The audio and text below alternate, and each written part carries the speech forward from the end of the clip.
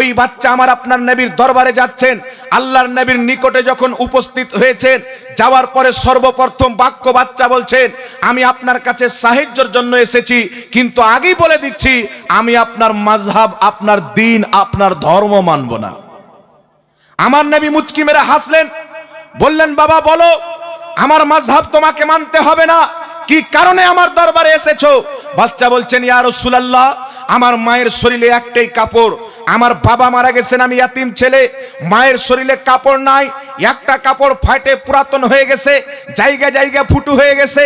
আমি আমার মায়ের কাপড়ের জন্য চাচার কাছে গিয়েছি, আমাকে ফিরিয়ে দিয়েছে, মামার কাছে গিয়েছি, আমাকে ফিরিয়ে দিয়েছে, কিন্তু আমি শুনলাম আপনার দরবার থেকে কেউ ফিরে যায় না, তো আমি আপনার নিকটে এসেছি কাপড় আনার জন্য। আপনার ইসলাম আমি মানব না, আপনার ধর্ম আমি মানব না।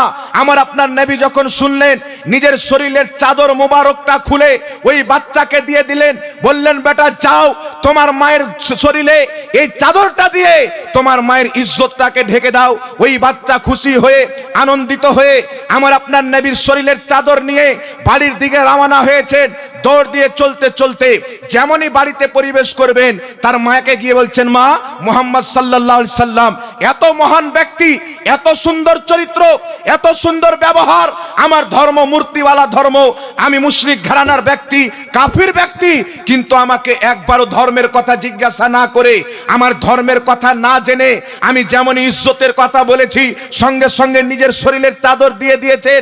তার মায়ের চোখ দিয়ে পানি বেরিয়ে গেল, বেটা, তোমার মামা যার শরীরে আমার রক্ত চলে, তোমার মামা তোমাকে ফিরিয়ে দিয়েছেন, তোমার বাপ তোমাকে, তোমার চাচা তোমাকে ফিরিয়ে দিয়েছে, যার খানদানের তুমি, কিন্তু মুহাম্মদ রাসূলুল্লাহ তোমার মায়ের খানদানের ব্যক্তি নয়, তোমার বাবার খানদানের ব্যক্তি নয়, তোমার শরীরে তার রক্ত চলে না।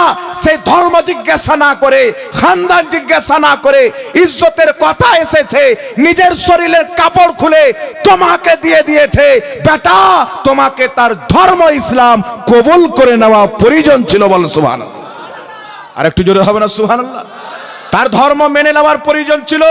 তুমি কি করে ওই ব্যক্তির কাছ থেকে ফিরে চলে আসলে, যেই ব্যক্তি তোমার চাচা নয়, তোমার মামা নয়, তোমার আত্মীয় স্বজন নয়, যেই ব্যক্তি ইজ্জত ভাবে কোনটা হিন্দুর মহিলা, কোনটা খ্রিস্টানের মহিলা, কোনটা ইহুদির মহিলা, কোনটা নাসারার মহিলা।